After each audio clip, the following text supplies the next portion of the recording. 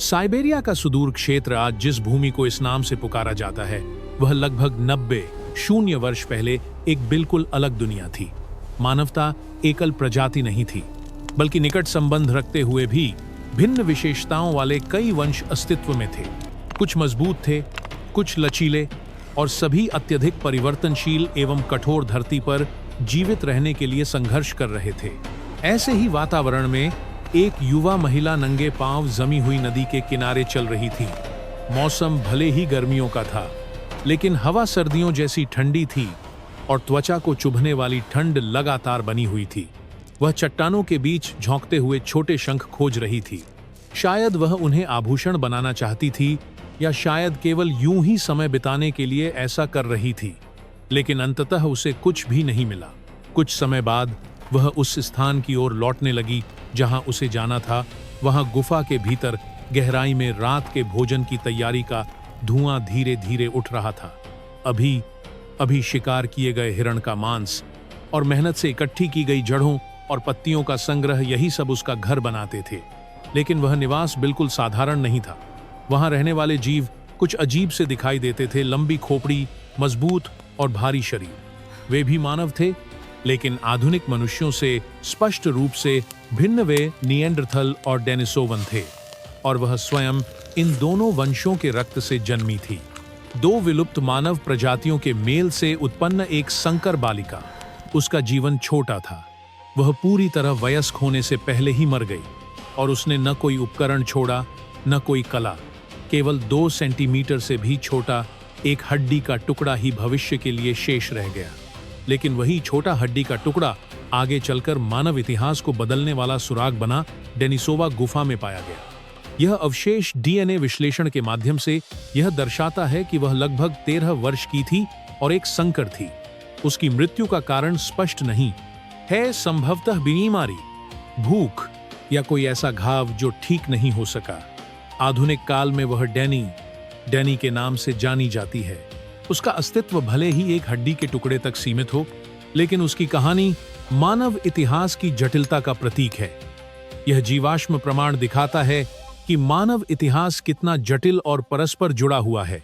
देखने में तुच्छ लगने वाला यह हड्डी का टुकड़ा एक गहरी कहानी का द्वार खोलता है। एक ऐसी कहानी जो लंबे समय तक अंधकार और बर्फ में दबी रही। डेनिसोवा गुफा साइबेरिया की इसी नाम वाली घाटी में स्थित यह गुफा केवल एक चट्टानी स्थान नहीं है। यह वह स्थान है जिसने लाखों वर्षों तक मानव जीवन का साक्षी बना रहा। 17वीं सदी में डेनिसिस नामक एक साधु यहाँ रहता था, और विडंबना यह है कि उसका नाम आगे चलकर एक पूरी मानव प्रजाति के नाम का आधार बन गया। 1970 के दशक में रूसी पुराजीव विज्ञानी निकोलाई ओवोदोव ने कुत्तों के जीवाश्म खोजने के लिए यहाँ पहली बार व्यवस्थित खुदाई शुरू की। लेकिन बाद में जो खोजें सामने आईं, वे प्रारंभिक उद्देश्य से कहीं अधिक महत्वपूर्ण थीं। अब तक यहाँ 22 पुरातात्विक परतें पहचानी गई हैं, जो ऐतिहासिक काल से लेकर 200 वर्ष से भी अधिक पुरानी है। 2008 में रूसी पुरातत्वविदों की एक टीम ने अवसाद परतों में एक बच्चे की उंगली की हड्डी का टुकड़ा खोजा। शुरुआत में इसे 30 से 50 वर्ष पुराना माना गया, लेकिन बाद के अध्ययन ने संकेत दिया कि यह इससे भी अधिक पुराना हो सकता है। इस व्यक्ति को अस्थायी रूप से एक्स वुमन कहा गया और उसके माइटोकॉन्ड्रियल डीएनए का विश्लेषण किया गया। परिणाम चौंकाने वाले थे। यह न तो आधुनिक मानव था, न ही निएंडरथल, बल्कि एक पूरी तरह नई मानव प्रजाति से संबंधित था। 2019 में ग्रीक पुरातत्वविद कैटेरिना डूका के नेतृत्व में हुए अध्ययन ने नई तिथि निर्धारण प्रस्तुत किया, जिसके अनुसार डेनिसोवा नामक सबसे पुराना अवशेष लगभग 123 से 195 वर्ष पहले का था। आगे चलकर उपकरणों के विश्लेषण से यह भी संकेत मिला कि डेनिसोवन लगभग 280 वर्ष पहले से इस गुफा में रह रहे थे। मानव इतिहास को अक्सर सरल रूप में समझाया जाता है, लेकिन वास्तविकता कहीं अधिक जटिल है। जैसे डेनिसोवा गुफा ने एक अज्ञात मानव प्रजाति का खुलासा किया, वैसे ही इसने लंबे समय से मानी जाने वाली धारणाओं को भी चुनौती दी। एक समय यह माना जाता था कि होमो सैपियंस सबसे पहले अफ्रीका से निकलकर पूरी दुनिया में फैले, लेकिन वास्तव में उनसे पहले ही यूरोप और एशिया के विशाल क्षेत्रों में अन्य मानव प्रजातियां मौजूद थीं। उदाहरण के लिए निएंडरथल उसी समय में रहते थे जब डेनिसोवन भी अस्तित्व में थे। डेनी या संकर बालिका लगभग 90 शून्य से 100 शून्य वर्ष पहले जीवित थी। यदि उसकी मां निएंडरथल थी तो यह स्वाभाविक है कि वे उसी गुफा में साथ रहते होंगे। संभव है कि यह समय और भी पुराना हो, लेकिन वर्तमान में उपलब्ध प्रमाण सीमित हैं। फिर भी यह तथ्य कि डेनिसोवन और निएंडरथल ने आपस में जीन साझा किए, यह शांत रूप से दर्शाता है कि वे एक ही स्थान पर एक ही समय में साथ रहते थे। डेनिसोवन और निएंडरथल कैसे सह अस्तित्व में रहे, इसे समझने के लिए केवल डीएनए ही नहीं बल्कि उस स्थान पर भी ध्यान देना आवश्यक है जिसे उन्होंने निवास के रूप में चुना था, यानी स्वयं डेनिसोवा गुफा। लगभग 270 वर्ग मीटर क्षेत्रफल वाली यह गुफा केवल एक साधारण आश्रय या चट्टानी स्थान नहीं थी, बल्कि उससे कहीं अधिक महत्व रखती थी। समुद्र तल से लगभग 700 मीटर की ऊंचाई पर स्थित यह स्थान आज भी घने हरियाली से घिरे पर्वतीय क्षेत्र के बीचों बीच है और गुफा के सामने भव्य प्राकृतिक दृश्य फैला हुआ है। इसके अलावा मात्र 28 मीटर की दूरी पर एक नदी बहती है जो मीठे पानी और मछलियों जैसे महत्वपूर्ण संसाधन प्रदान करती थी। इन परिस्थितियों को देखते हुए यह स्पष्ट है कि कई पीढ़ियों तक लोग यहाँ क्यों बसे रहे। लगभग 100 शून्य वर्ष पहले की दुनिया आज की तुलना में कहीं अधिक ठंडी थी। यद्यपि अंतिम हिमयुग पूरी तरह शुरू नहीं हुआ था, फिर भी कठोर जलवायु पहले से ही प्रभावी थी और एक स्थिर आश्रय का होना जीवित रहने के लिए अत्यंत आवश्यक था। ऐसी गुफाएं वास्तव में जीवन और मृत्यु के बीच का अंतर तय करती थीं। इस स्थान के भीतर सैकड़ों पीढ़ियों तक लोग जन्म लेते रहे, खेलते रहे, शिकार करते रहे और अंततः मृत्यु को प्राप्त होते रहे। कुछ लोग भूख से गिर पड़ते थे तो कुछ जंगली जानवरों के हमले का शिकार होते थे। वहीं शिकार की सफलता का जश्न मनाने वाली रातें भी अवश्य रही होंगी। होमो सेपियंस के अफ्रीका छोड़ने से बहुत पहले ही डेनिसोवन इस गुफा में रह रहे थे और वे कभी भी पूरी तरह अलग थलग नहीं थे। निएंडरथल भी इस क्षेत्र में रहते थे और समय समय पर संभव है कि उन्होंने इसी स्थान को साझा किया हो। दोनों समूह भिन्न वंशों से संबंधित थे, लेकिन डीएनए विश्लेषण से पता चलता है कि वे इतने निकट संबंधी थे कि आपस में प्रजनन कर सकते थे और संतान उत्पन्न कर सकते थे। डेनिसोवा गुफा का भौतिक वातावरण उनके दैनिक जीवन को समझने के लिए महत्वपूर्ण संकेत देता है, लेकिन उनकी पहचान और उनके प्रवास के दायरे को सबसे स्पष्ट रूप से आनुवंशिक डेटा ने उजागर किया। डेनिसोवन के जीनोम में लगभग 17% तक निएंडरथल से प्राप्त डीएनए पाया जाता है, जो कई बार हुए अंतःप्रजनन का परिणाम माना जाता है। यह दर्शाता है कि दोनों समूहों का संबंध केवल अस्थायी नहीं था, बल्कि लंबे समय तक बना रहा। अब तक डेनिसोवा गुफा में कम से कम 5 अलग-अलग डेनिसोवन व्यक्तियों, डेनिसोवा 2, 3, 4, 8 तरह की पहचान की जा चुकी है।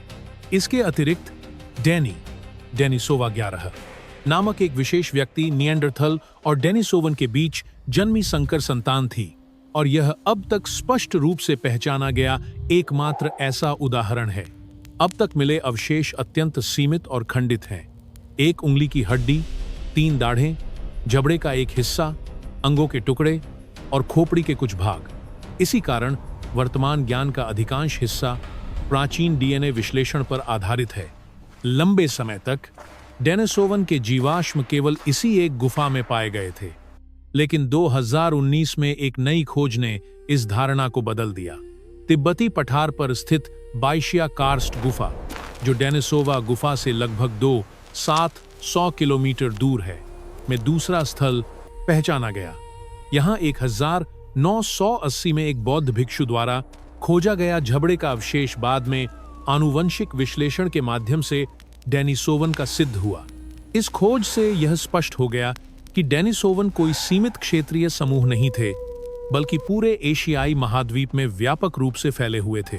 फिर भी पूर्ण जीवाश्मों की कमी उनके शारीरिक स्वरूप और जीवन शैली को समझने में अभी भी बाधा बनी हुई है। वे कहाँ रहते थे और किन के साथ सह अस्तित्व में थे, यह जानना केवल शुरुआत है। उनकी वास्तविक समझ के लिए आनुवंशिक जानकारी और विकासवादी स्थिति का विश्लेषण आवश्यक है। डेनिसोवा 3 से प्राप्त माइटोकॉन्ड्रियल डीएनए ने डेनिसोवन, निएंडरथल और होमो सेपियंस के बीच संबंधों को समझने में महत्वपूर्ण भूमिका निभाई। चूंकि माइटोकॉन्ड्रियल डीएनए केवल मातृपक्ष से विरासत में मिलता है, यह प्रजातियों के बीच आनुवंशिक दूरी को मापने का प्रभावी साधन है। आधुनिक मानव और निएंडरथल के बीच लगभग 16 500 बेस पेयर में से 202 का अंतर पाया जाता है, यानी लगभग 1.22%। वहीं डेनिसोवन और आधुनिक मानव के बीच 385 का अंतर, यानी लगभग 2.33% है। तुलना के लिए चिंपैंजी के साथ यह अंतर एक 462 या लगभग 8.86 पर से है। हालांकि ये संख्याएं विकास की श्रेष्ठता या बुद्धिमत्ता के स्तर को नहीं दर्शाती। अधिक अंतर का अर्थ निम्नता नहीं होता। वास्तव में डेनिसोवन के पास अपनी विशिष्ट अनुकूलन क्षमताएं थीं, जो अत्यंत प्रभावी रही होंगी। इस पर आगे और चर्चा की जा सकती है। इन 3 मानव समूहों के बीच संबंध अत्यंत जटिल थे। होमो सेपियंस मुख्यतः अफ्रीका में विकसित हुए, जबकि निएंडरथल और डेनिसोवन यूरेशिया में उत्पन्न हुए। इनके बीच बार बार हुए आनुवंशिक आदान प्रदान और व्यापक भौगोलिक विस्तार यह दर्शाते हैं कि मानव विकास एक सीधी रेखीय प्रक्रिया नहीं था, बल्कि शाखाओं और आपसी संबंधों का एक जटिल नेटवर्क था। सामान्यतः यह माना जाता है कि लगभग 600 वर्ष पहले निएंडरथल और डेनिसोवन एक साझा पूर्वज से अलग हुए थे। इसके बाद लगभग 4 लाख वर्ष पहले ये 2 वंश निएंडरथल और डेनिसोवन स्पष्ट रूप से एक दूसरे से अलग हो गए माने जाते हैं। डेनिसोवन की उत्पत्ति के बारे में कई सिद्धांत हैं, लेकिन सामान्यतः यह माना जाता है कि वे एशिया में फैलने वाले प्रारंभिक होमो इरेक्टस या उससे भी अधिक संभावित होमो हाइडेलबर्गेंसिस से जुड़े थे।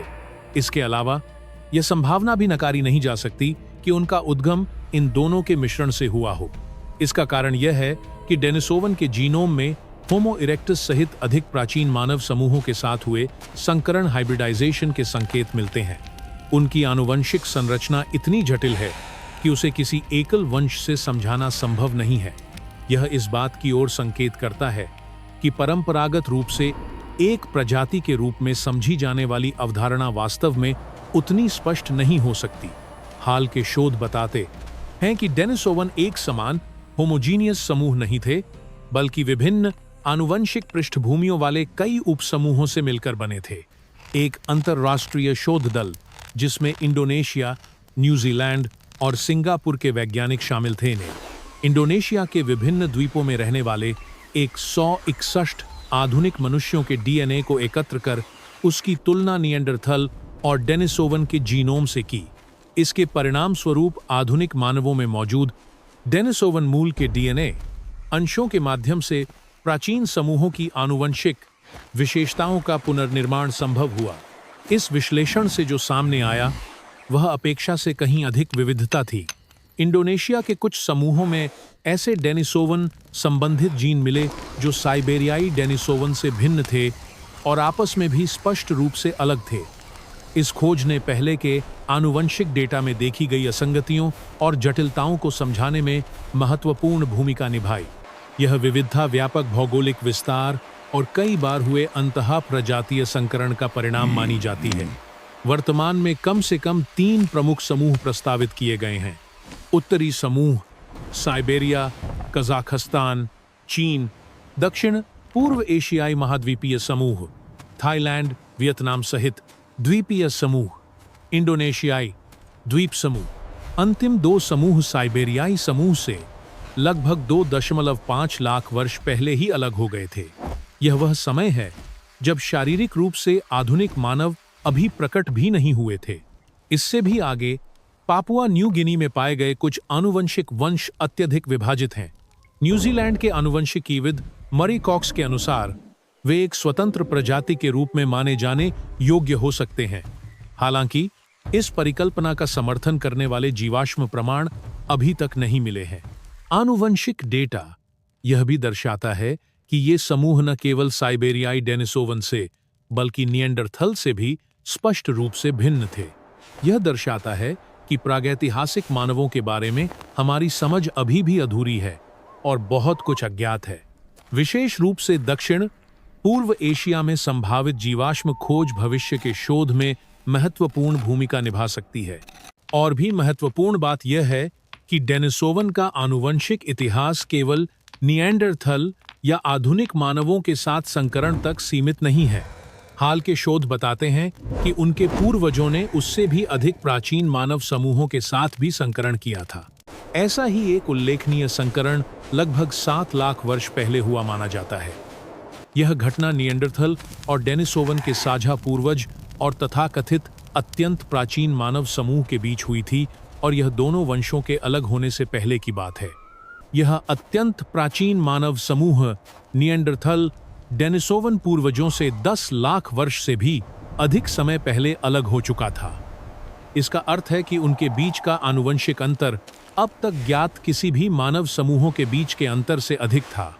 तुलना के लिए आधुनिक मानव और निएंडरथल के बीच संकरण के समय अधिकतम लगभग 7.5 लाख वर्ष का ही विभाजन था। फिर भी उनके बीच संकरण हुआ, और अनुमान है कि डेनिसोवन के जीनोम का लगभग 4% हिस्सा इस अज्ञात प्राचीन मानव से आया है। यह इस बात का महत्वपूर्ण प्रमाण है कि लंबे समय तक अलग रहने के बावजूद विभिन्न मानव समूहों के बीच आनुवंशिक संगतता बनी रह सकती है। साथ ही यह एक नया प्रश्न भी उठाता है, ऐसे कितने प्राचीन मानव समूह जिनका अभी तक नाम भी नहीं रखा गया या जिनके जीवाश्म नहीं मिले, वर्तमान मानवों के जीन में योगदान दे चुके हैं। आधुनिक मानवों ने निएंडरथल और डेनिसोवन के साथ संकरण के माध्यम से कुछ जीन प्राप्त किए, लेकिन जीन से परे एक और महत्वपूर्ण प्रश्न है, डेनिसोवन वास्तव में दिखते कैसे थे? हालांकि उनका पूरा कंकाल अभी तक नहीं मिला है, उपलब्ध जीवाश्मों के आधार पर कुछ शारीरिक विशेषताओं का अनुमान लगाया जा सकता है। उदाहरण के लिए, मिली हुई उंगली की हड्डी आधुनिक मानव से लगभग भिन्न नहीं है। इसके विपरीत उनके दांत काफी अलग हैं, वे बड़े और मजबूत हैं और मध्य प्लाइस्टोसीन काल के प्राचीन मानवों से मिलते जुलते हैं। विशेष रूप से तीसरी दाढ़, विजडम टूथ, होमो हैबिलिस या होमो रूडोल्फेंसिस को छोड़कर किसी भी अन्य मानव से बड़ी पाई गई है, और यह ऑस्ट्रालोपिथेकस के समान विशेषताएं दिखाती है। दूसरी दाढ़ भी आधुनिक मानव और निएंडरथल की तुलना में बड़ी है, और होमो इरेक्टस या होमो हैबिलिस से मिलती जुलती। इन दांतों की संरचना से यह संकेत मिलता है कि उनका आहार विविध और अनुकूलनशील था, जिसमें रेशेदार पौधे, जड़ें, फल, बीज के साथ साथ मांस और मछली भी शामिल थे। ऐसी आहार शैली के अनुकूल होने के लिए एक बड़ा और मजबूत जबड़ा आवश्यक रहा होगा। खोजे गए पार्श्विका अस्थि, परिएटल बोन के टुकड़े होमो इरेक्टस से समानता दर्शाते हैं। इसके अतिरिक्त जीन मेथिलेशन पैटर्न के आधार पर किए गए विश्लेषण से डेनिसोवन के चेहरे का पुनर्निर्माण किया गया है, जिसके अनुसार उनका चेहरा चौड़ा और आगे की ओर उभरा हुआ था। नाक बड़ी थी, माथा ढलान युक्त था, जबड़ा विकसित था और खोपड़ी लंबी तथा चपटी थी। साथ ही उनकी छाती और श्रोणि पेल्विस भी चौड़ी थीं, जो ठंडे वातावरण के अनुकूल शरीर संरचना को दर्शाती हैं। उनका शरीर अपेक्षाकृत सघन कॉम्पैक्ट था, और संभव है कि वे आधुनिक मनुष्यों से छोटे कद के रहे हों।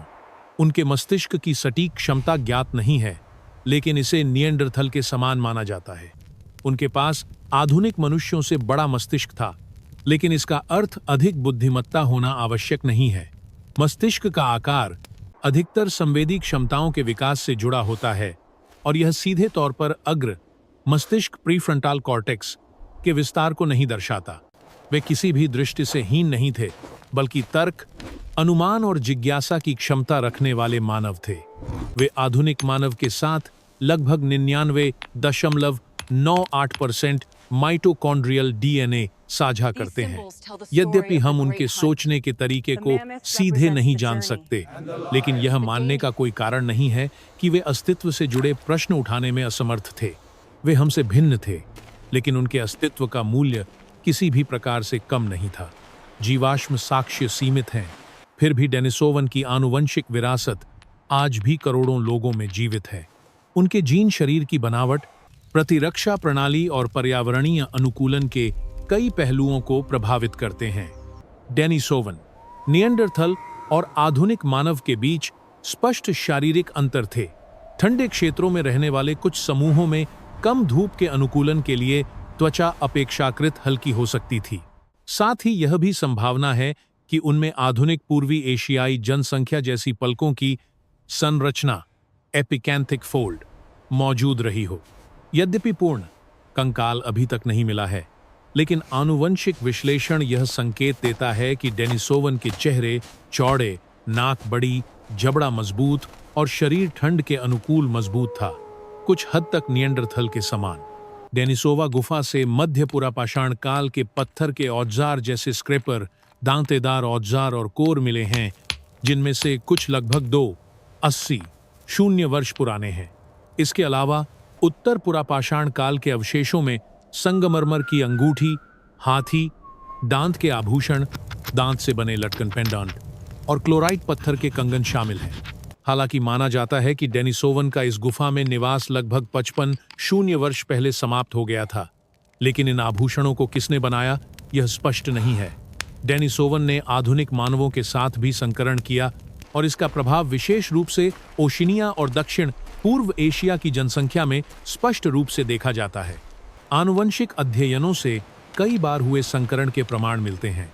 ऑस्ट्रेलियाई आदिवासी, पापुआन, फिजियन और पॉलिनेशियन जनसंख्या में लगभग 1% से लेकर 5-6% तक डेनिसोवन मूल का डीएनए पाया जाता है।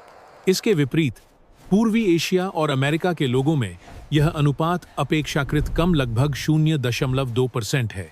इसके अलावा यह भी संकेत मिले हैं कि कम से कम 3 अलग अलग डेनिसोवन समूहों से जीन का प्रवाह हुआ था, जो इस बात को पुष्ट करता है कि वे एक समान समूह नहीं थे।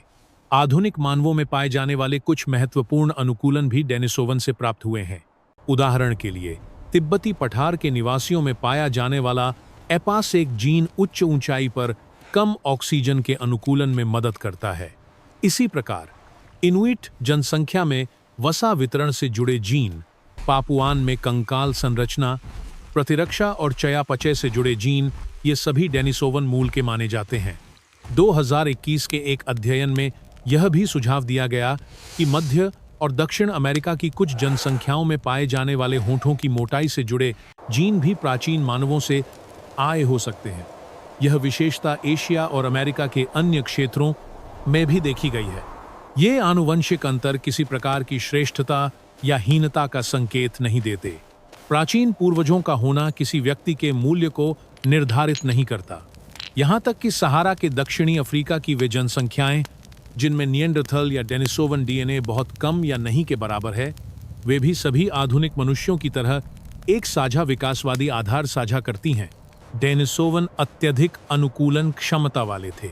वे साइबेरिया की कठोर ठंड से लेकर दक्षिण पूर्व एशिया के उष्णकटिबंधीय वातावरण तक विभिन्न परिस्थितियों में जीवित रहे।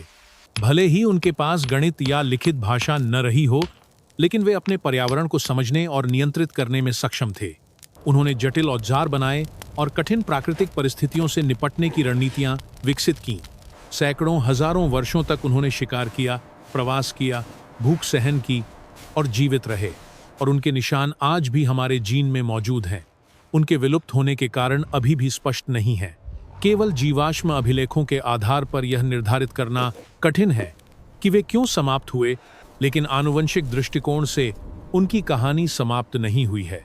पहले यह माना जाता था कि डेनिसोवन लगभग 50 वर्ष पहले विलुप्त हो गए, लेकिन हाल के शोध बताते हैं कि कुछ समूह लगभग 1400-500 वर्ष पहले तक जीवित रहे हो सकते हैं। दक्षिण पूर्व एशिया और ओशिनिया के कुछ क्षेत्रों में लगभग 1500 वर्ष पहले तक आधुनिक मानवों के साथ उनका संकरण जारी रहा। एशियाई महाद्वीप में संभवतः वे आधुनिक मानवों द्वारा प्रतिस्थापित हो गए या उनमें समाहित हो गए। वहीं प्रशांत महासागर के दूरस्थ क्षेत्रों में उनका आनुवंशिक प्रभाव अधिक समय तक बना रहा।